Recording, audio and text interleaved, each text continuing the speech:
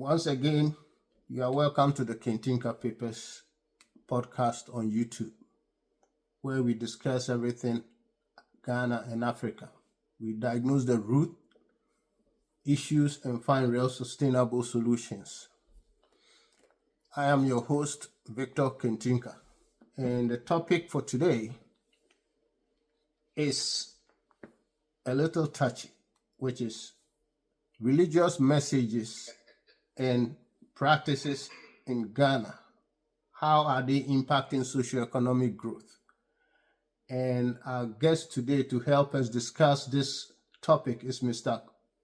Kwame Boakye, a seasoned social commentator and a political analyst from the UK.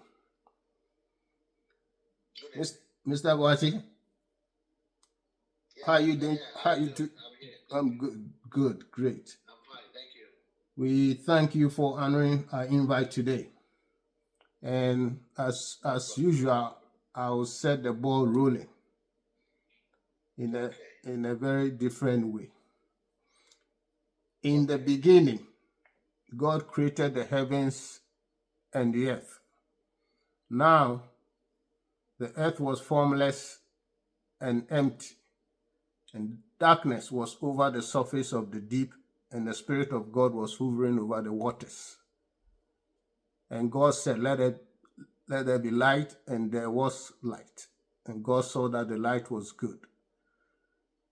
God separated the light from the darkness, and he called the light day, and the darkness he called night. And there was evening, and there was morning the first day. So, there is a creator, which we all recognize. So this is not about whether religion is good or not. That's not what we're discussing. We're talking about the message coming from the clergy. Is it inspiring to foster development or the other way around? So that is really where we are. There are so many doctrines operating or evolution of doctrines over these few decades. And what you wonder, what outcome is the religious industry looking for? So that's where we are. We are not against religion. We are not discussing anything about not wanting it, but we are specific on the message. What are the impact and what's the outcome that the clergy is looking for? Kwame Boakye, your thoughts? Well, you've outlined the fact that we're not here to just discuss. We all know that it's a creator. We believe in a creator, and that's all been resolved. Obviously, people can have different views on that. But as you said right at the beginning, we just want to discuss the impact on the socio-economic development of Ghana as a test case, and then Africa. I'll basically start from the point of view that, in my opinion, in the general context of what you laid out, in my opinion, no. Okay. It's not helping a socio-economic development. Okay. In terms of the messages. Okay. And then we're going to discuss further the various reasons why. Go ahead. And then the solutions. As you always say, we have to come up with solutions as well. So Absolutely. from my point of view, obviously growing up in Ghana, going to school and stuff, the clergy, they were quite powerful voices for us going to school, primary school, university and stuff like that. Absolutely. When a Christian council says something, the government tends to listen. Okay. And they were the real power brokers in terms of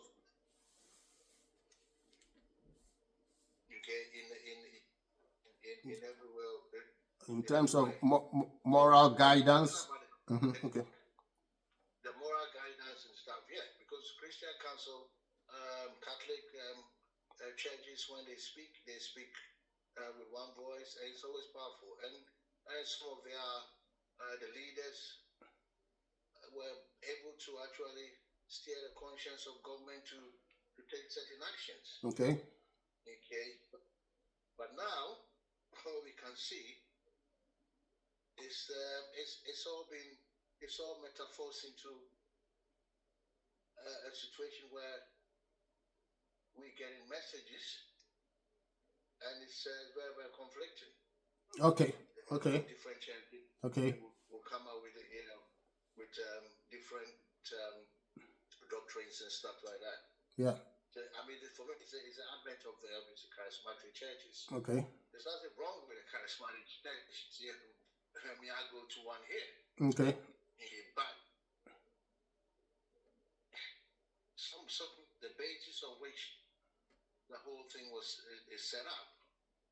Okay. It's set up to obviously narrow the minds of people, in my opinion. That's a good point. Okay. They don't think. Make you dumber. Okay. Exactly.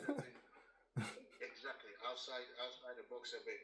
So Okay. things are not challenged. Okay. And if we go down that route, then it's going to affect your socio-economic development.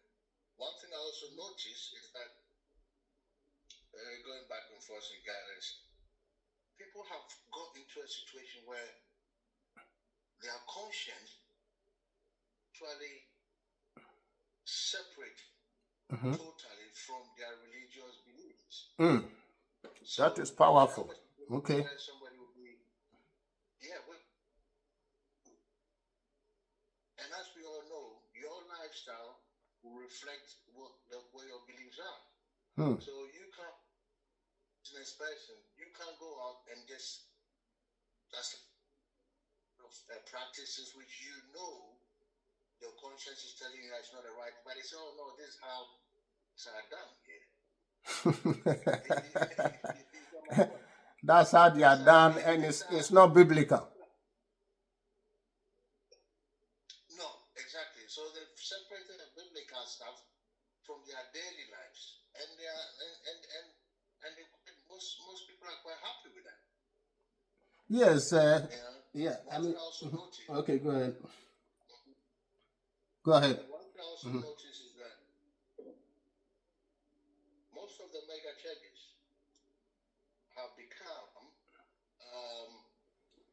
and most of them, to be honest with you, listening to them, it's become like a motivational speaking. Absolutely. Sort of pulpits. Absolutely. So Absolutely. there's not much of the religious element on there in terms of moral guidance, the conscience and stuff. It becomes a very, very motivational. No, motivational speaking is not bad, but when it's done, but it's got its place. It's got its place. Yeah. Motivational speakers, they are specialists in motivational speaking. I mean, the gospel was supposed to be spreading the good news. The kingdom of heaven is near, therefore repent, rather than how much money you're going to have if you give so much. Yes. Yeah. So it's been diluted. Yeah. Absolutely. Yeah. Yeah. So you can understand many changes springing up everywhere. Where you go in Ghana, there's a church there, a church there. So if we are that religious, and we are being guided by the principles of the Bible. Okay. These ideas of all these corrupt practices and stuff like that, it should have been helping it. Absolutely right. Yes, absolutely. If we really believe in the principles of the Bible, then we should be able to get corrupt practices practices and stuff to a bare minimum. But it's even got worse. Yes. And these are all the people in the church. Yes, I mean, So, yeah. If you not to cut you short, if you look at the I mean, using Ghana as an example, if you look at the churches, 90% of the people are either going to church or the mosques, at least 90. yeah, that's right. So they belong to some kind of religious organization. And this religious, the basis of most of this religious organization is to love God and love your neighbor as yourself. Yes. So if that's the fundamental issue and you got 90% of the people operating under this theme, then something is not going right in terms of the output, the impact of the message. But the problem is, as you alluded to the fact that, well, maybe the message has also been diluted. So I tell this story, and if somebody had told me, I would have thought it's a lie. In Ghana, at one point, I talked about being there, and I had a lot of friends in the charismatic movement. I mean, clergymen. I had a few friends, and the day one of them told me that this is what happened, and I thought it is ridiculous. The moral fabric has broken. He had a program. He was doing a revival, and what happened was that he was driving his he or she actually I say she driving to the program. It was a 3-day program, and I think she might have made a wrong turn or something like that, and the police stopped her. Can you believe that police solicited for a bribe to let her go? And she paid. Okay. She paid the bribe and then invited the police. Incidentally, the police was also a lady. Invited the lady the next day to her program. And the policeman went to the police lady went to the program. And interesting, the policewoman went to the program, and then she's a prophet, so prophesy on this policewoman. You know, when they prophesy, you can't go without putting some money in the kitty. Okay. So the policewoman also put money in the kitty. So I said, what the audacity for a policeman to collect bribe from a pastor, and the pastor paying it and inviting the policewoman actually to her program, and then prophesying, and the policewoman, is it a question of getting her money back? So I asked her because it was then, that's why I saw that the moral fabric is in deep trouble. That's right. Because for a police, the one who is in charge of the law and the one who is in charge of the moral conscience have colluded to compromise their positions. That is deep stuff. Because this is so I asked the pastor, the prophet, that why did you pay the bribe as a pastor? And the pastor tells me, look, I've been driving for so many years. I don't have a driving license, so I didn't want to get into.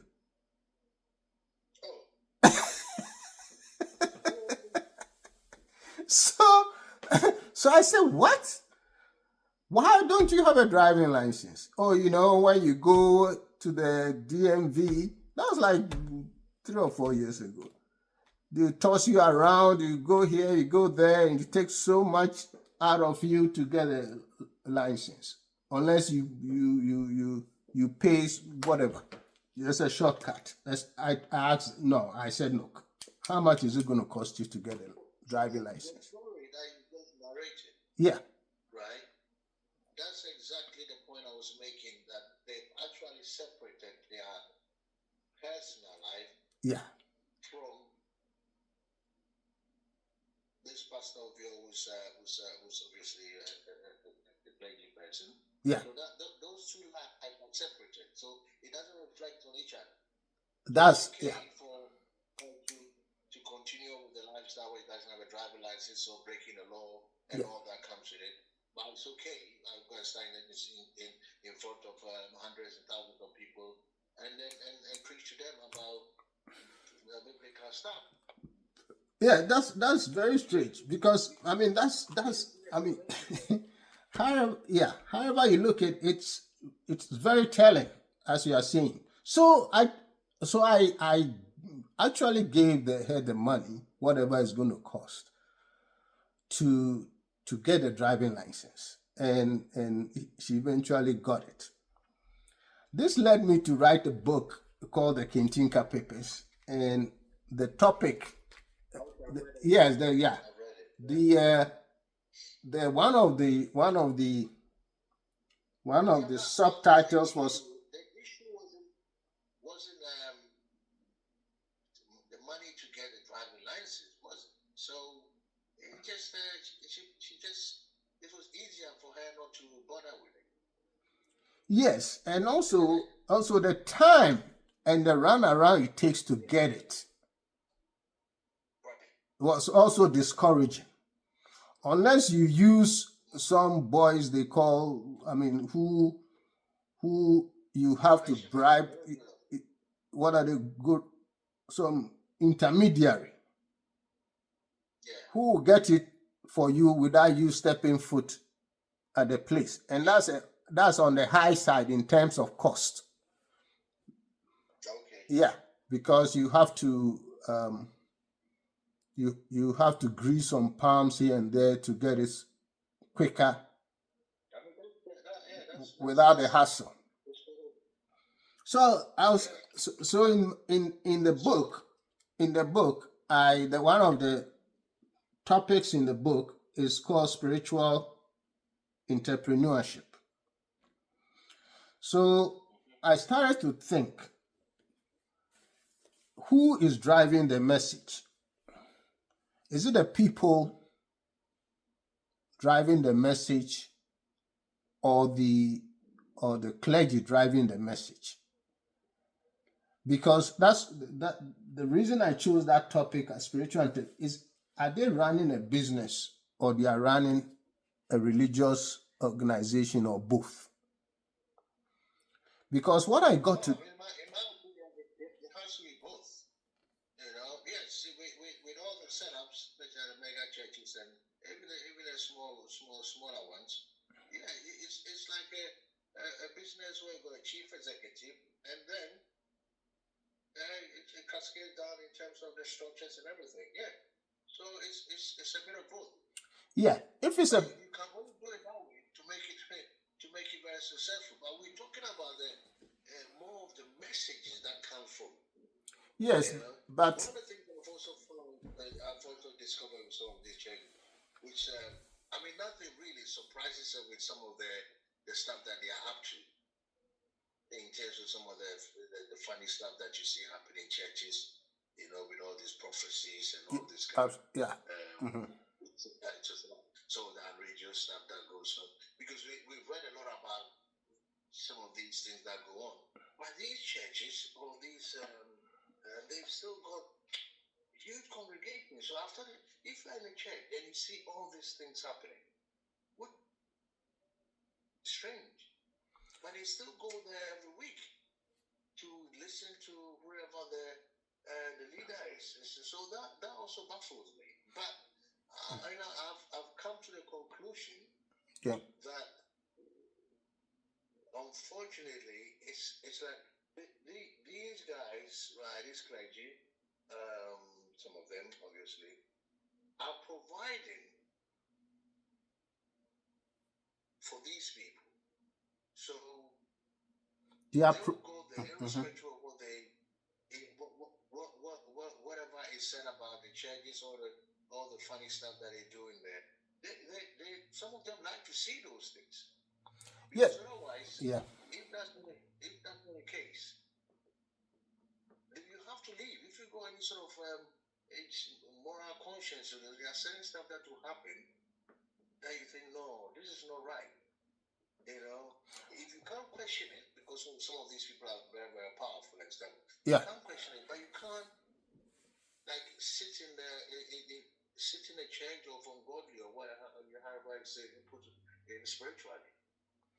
Yes, but here, I mean, if you are running a church where you are running it both as a business and also a means of impacting the moral conscience of the people, then you can't do it sincerely, because what is going to, if you're running a business, what the demand will tell you what kinds of things you have to supply. Because if you're running a business, there's a business component to it. What's going to happen is that one has to trump the other in terms of either the business bottom line is going to trump the religious bottom line, or the other way around. And what I'm seeing is that for a lot of them, the business side is trumping the religious side. Why am I saying this? I'm saying that because, one, just from personal interactions with some of these my clergy friends, is that if you are doing it in a very clean gospel, repent, love God, repent, the kingdom of God is near, love your neighbor as yourself kind of messaging, you don't get the congregation. You are not fiery enough. So I mean, going to Methodist, Presbyterian, and it's sometimes the thing is they were not very exciting places as well as we can. I used to go to the Methodist church, and I mean the time spent in there. I don't know if it's worse now, but the time spent in there was quite a long time. But they were, I mean, we were going to Sunday schools, and I mean, they really, I mean, shaped our moral compass and stuff like that. Although it took a long time for us to but it was really strange enough, the new Pentecostal and charismatic movement, they take quite a longer time people go to church 9 o'clock and end up going home at 2 or 3 o'clock p.m. At least in Ghana. Okay. They spend so much time. Okay. It's just that the message is driven by what the people want. I remember in our first... I'm saying that they are providing a need. They are providing something that the people want. Yeah, they are providing. So if the people, most of the people want prophecy, everybody turns into a prophet. Okay. You see the point? So so that's what it had been, at least for the past few decades. So that's what that's what makes the prophecies. Yeah. If you don't prophesy in your church, nobody's coming. Nobody's coming. You see the point? So in this case, there is no drive, and then there is no drive to use the basic concept of economic principles to say, okay, look, get an idea, find a problem, find a solution, and then implement it and solve problems for people. Instead of, let's deal with a situation whereby everybody is doing pray for me, and not coming up with any ideas that will help move the economy forward. And yet again, as you're saying, the message is not also changing any morals to the extent that the same people that go to the church are the same people that go to office on Monday and cut deals, corrupt deals to bring development down or stall development. So the outcome from the message is not right, because the messenger, looking at the business component of the whole operation, is giving the people what they want. And what they want, in most cases, is not really positive in terms of building moral conscience, as well as taking that morality into the workplace to do good work for the benefit of all of us. So that is the part which needs to be switched. If it needs to be switched, then the business aspect of running such churches have to be tampered down. What do you think? Of course, that is the way to go. But how is that going to happen where in a system where money is the driver of everything? Everything from moral conscience, the money is the driver. So if money is the driver, then why would anybody want to tamper the business side of it? Okay, so that brings us to yes. Will come out with doctrines which you actually which disempowers people. Okay. And insofar as they're good enough in terms of the way they speak and the way they're able to motivate people in a positive or negative way, that is what is going to increase the flow of the money. So if you capture their mind along certain lives and you make them believe certain things, then that's where the money will flow. So for them to tamper those things, that will be a challenge. Yes. There's this pastor, I think, I don't know. They've also got involved in politics. Politics will also become a big thing with a lot of this clergy. Yeah. Nobody's saying you shouldn't get involved in it, but partisan politics, no. You got to have some sort of moral compass where you've got to speak the truth. Yeah, to power. Lie, but they are actually very involved in all this politics. So when you get involved in politics on the basic level, where you support this one, you don't support this one, this party comes to power, you are for them, this one comes to power, you are against them, even prophesying about who's going to win. Yeah, absolutely. Yeah, when the clergy people get into this kind of stuff, I think they get to Ghana, for example. I mean, we've only got basically 2 years, a two-party state. Yeah. Right? We have a two-party state. I mean, how difficult is it to predict a 50-50 rate? Absolutely, but you see, so you think that, I mean, like, you think, why? So it looks like, They go to these people, the leaders actually go to these people to seek some sort of spiritual guidance and stuff, and things like that. So then they actually get them involved, and also they know the benefit of getting involved involved in it, and then all this prophecy about predictions and all. I mean, it's only, it's only an election. There's only two parties. One of them is going to win. Yeah. So predicting something it's not rocket science. Yeah, based on and you notice that with some of them, they always swing to the winning side. Whoever looks like is going to win. So how can the same God who is saying something, even if it's a prophecy, how do the same God give opposing prophecies on the same issue? Yeah, somebody's lying. Obviously, somebody's lying.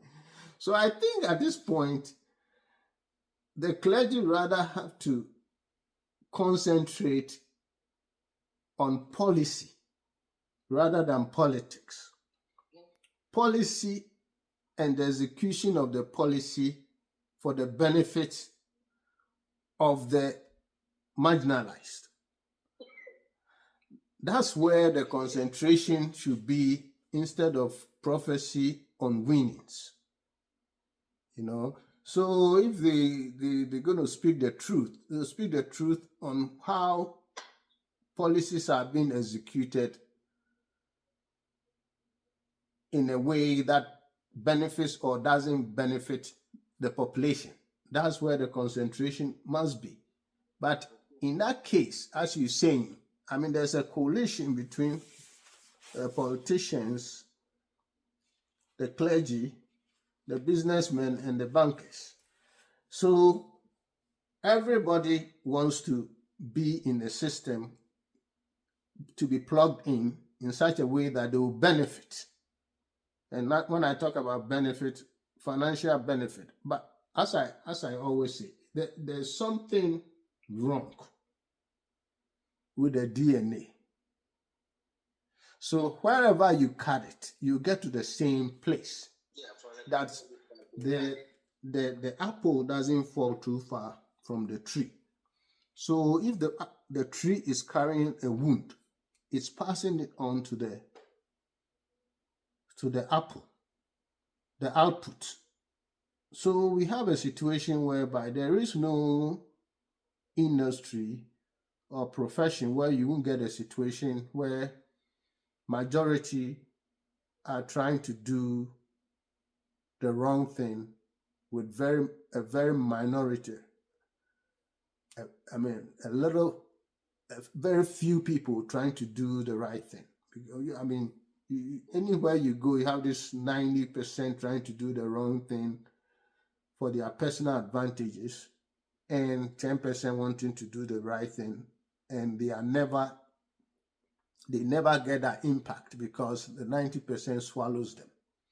So this wound that we are carrying of being excessively selfish and excessively wanting to grab things for our own benefit at the expense of the rest of the population, it still weaves itself in every facet of our society. Yes. So is the messaging that is coming out, and the outcome is not very impressive. Because yes, people just go, and so you wonder, why are people going to the church? It's not to seek moral, moral guidance, but for the most part, either to show off or to entertain themselves or meet people to cut bills, for the most part, because it's not showing in the national economy as to proper behavior in terms of execution of policy and politics for the benefit of all. Yes. So I still come down to this. If we want to solve this problem, I still believe the clergy can help in a big way. In terms of refocusing their message. to be more impactful in terms of moral grounding. And then the second leg that I think can help us in this situation is the education service. Why do I say that? Why do I say that? I think there's a need to be this, what I call the ethics program, whereby everybody beginning, because I'm looking at it long term, because this vicious cycle of corruption keeps going on, and then is curtailing and hampering economic success for us. Yes. So we have to start from somewhere by developing a curriculum for training in ethics. And that should start, in my view, from the primary school level. Because it looks like, we are all carrying a wound. It's not getting any better, and we don't see any generation that we are waiting for. Because the generations behind get to be more corrupt than the generation ahead of them. So that means we need to have a deliberate effort to minimize this thing, to cut out this vicious circle of thieves in waiting. Because it looks like everybody gets to the kitty and they want to loot for their selfish ends. So when ethics are used, compulsorily, how do I say it? We do it. We don't make it an elective. It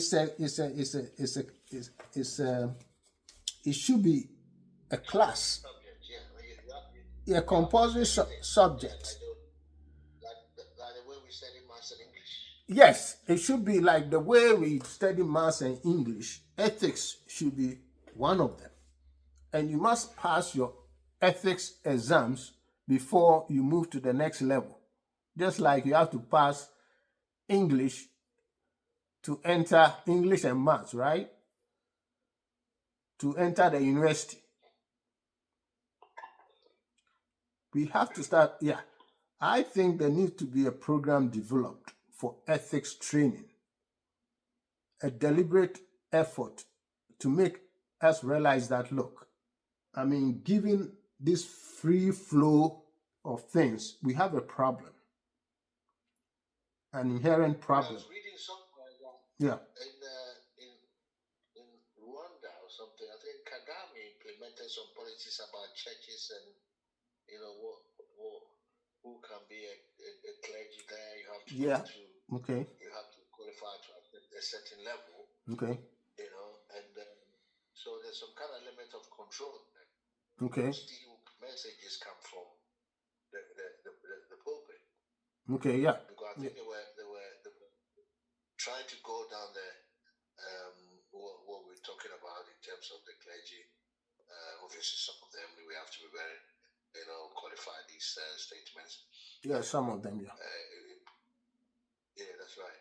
Yeah, the way they were going in, the way that what is happening in Ghana in terms of the messages coming across. I read somewhere in Rwanda that he's put some kind of caps. Yes. I think I remember that. Yeah, he put some. It's not like everybody like now. Everybody takes a Bible, and then he would start calling himself pastor.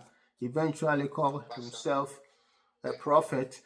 Then you just pick and choose the title you want within the fivefold ministry that God instituted.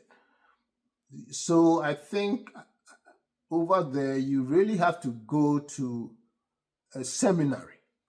I think one of the requirements, you have to go to a seminary, pass and get some form of a degree in theology before you can start a church. So this would take out a lot of the supposedly riffraffs and implementing it, you have to have the political will, because everybody they just say, well, if God called the person, you are not standing there. But yeah, to implement it, you have to have a lot of courage, and I think that's what he's done. That's all he's done. Yeah. So then you have some serious churches and people with a certain level of seriousness starting churches in a way that you can expect a better outcome. Yeah, I think I read something like that. Yeah. So I I think that's a good policy if there's the political will to implement such a policy in a place like Ghana. But the problem is that you have to add ethics lessons at the academics side as well in terms of education, because it looks like, yeah, I believe it looks like almost everybody, given the opportunity, they won't do the right thing in terms of making decisions that will help in moving the economy or the country forward. And that is a problem which I think is deep rooted.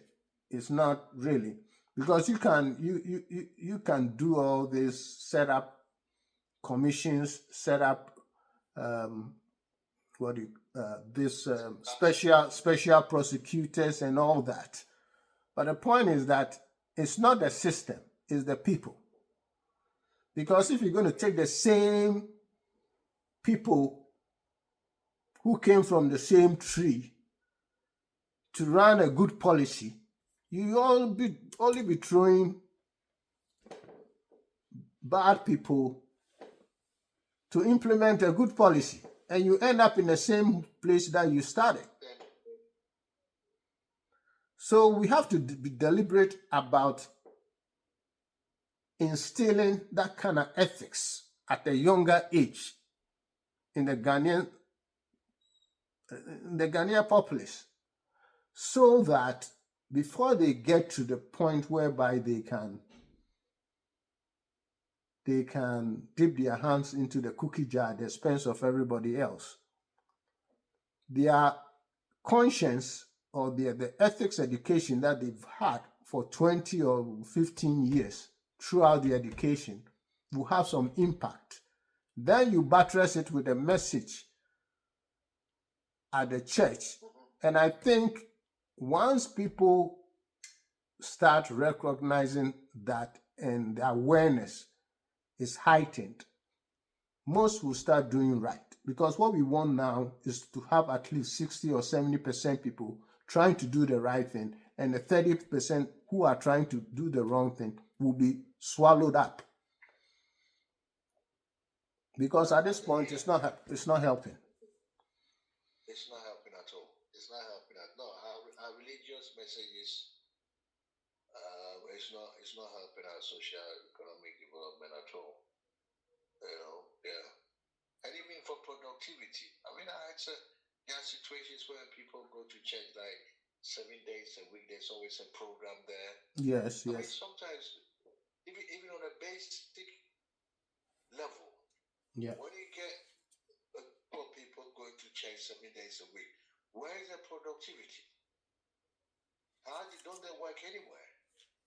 Don't they have any sort of produce any sort of economic value to wherever they work? Must have some sort of economic value somewhere. Yes. But they can have it to do with these 6 or 7 days services. Yes, some of them have been programmed to think that, look, I mean, obviously the creator needs thanks and praises, but he himself, he rested on the seventh day.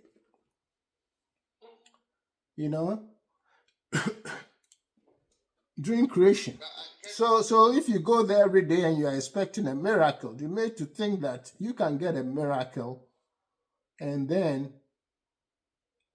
overnight you become successful without without coming up with any without making ideas. Yeah, without coming up with any ideas that will solve problems. okay, right, and that's a challenge. That's a That's a challenge. challenge, right? That's a challenge. So Right there. yeah. So I still think the clergy has a role to play, and they have to coordinate. There really needs to be a ministry of ethics attached to the, or either that, or attached to, or working in tandem with the education services and the clergy to start something that will create an awareness of our challenges and try to prop up the moral aspect and the ethical aspects of our dealings within our society. And that has to be done from a very young age so that the awareness is heightened by the time we get to places of authority. That I think is something we we have to explore to get things right. Because at this point, the greed, We the all self, accept that, yeah, it's not working. it's not at this point doing the same thing. It's not working. You can't prosecute yourself through because there are too many people to prosecute. And then the second leg is that the one going to prosecute is from the same tree. So you can't expect the person to be doing the right thing either. So it's not the system and the laws, it's the people. So let's work on the people, and I think we can get somewhere in the long run if we start early, at an early age. Absolutely. Okay, I think we can wrap up here. So, yeah, so we can wrap up by saying we our generation is selfless. We are lost cause, so we got to start from there. No, you can't. It's a lost cause. You can't even start from high school.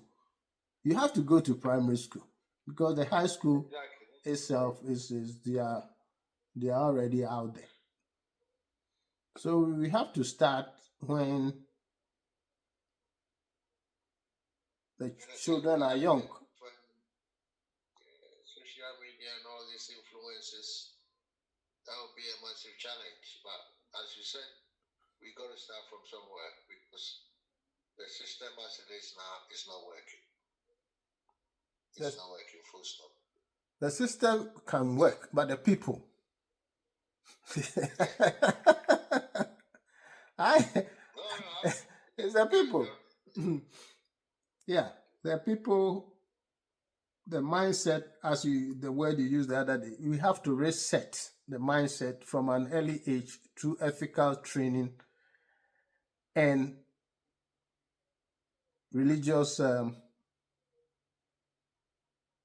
positive moral religious messaging, and that will do it for us. okay. It's good. Thank you very much. It's a good discussion. Yeah, and we'll talk again. Thank you. Thank you. All right, All bye. right. Have a good day. You too. Yeah. Bye bye. Bye.